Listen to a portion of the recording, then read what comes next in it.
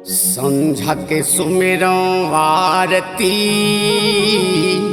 परत काल प्रभात, अंत में सुमिरौं सतनाम ला मुँह पर हो सहाय।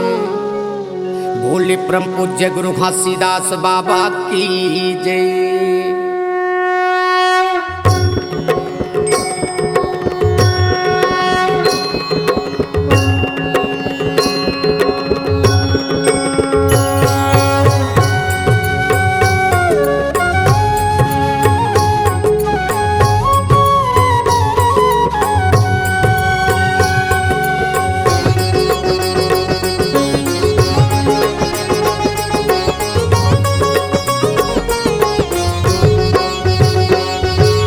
आरती होते सतनाम साहेब के जिन सृष्टि के विस्तार।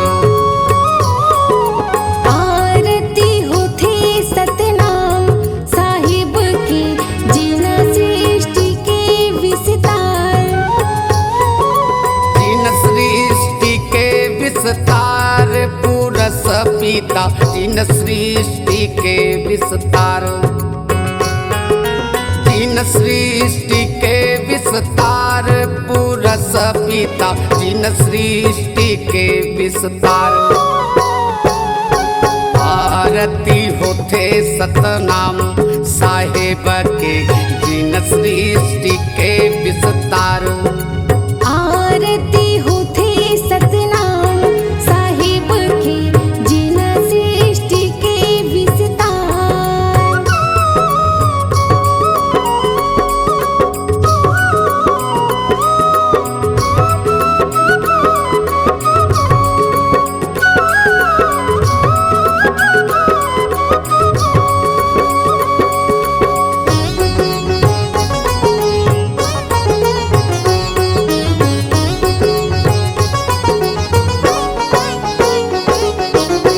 काहे कर दिया न हो काहे कर बाती, काहे कर तेल मजल थे दिन राती।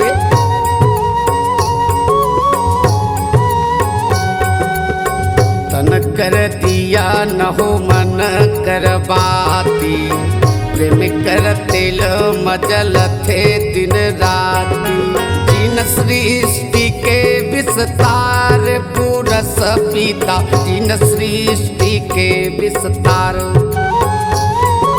जिन सृष्टि के विस्तार पुरस पिता जिन सृष्टि के विस्तार। आरती होते सतनाम साहेब के जिन सृष्टि के विस्तार।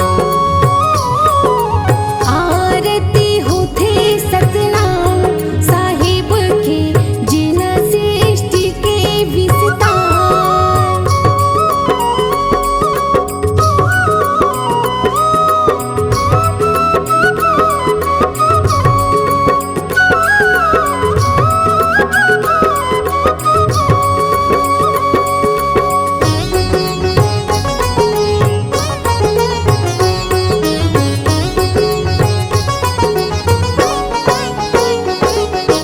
काहे कर झांझ काहे के मेरे दंग, काहे कर राग मगावथे रागी।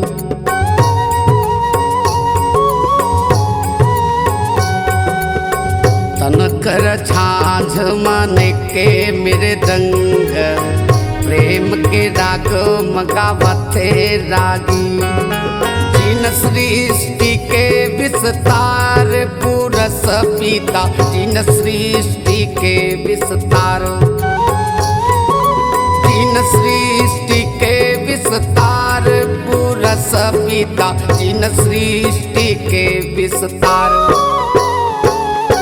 आरती होते सतनाम साहेब के जिन सृष्टि के विस्तार। आरती होते सतनाम साहिब के जिन सृष्टि के विस्तार।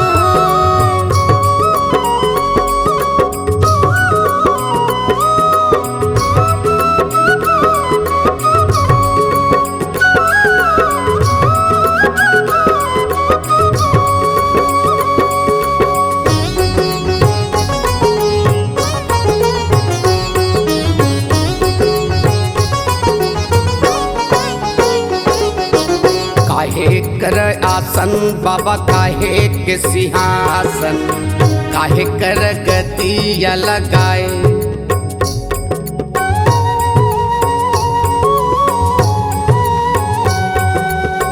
श्वेत के आसन बाबा श्वेत के सिंहासन नाम के गतिया लगाए।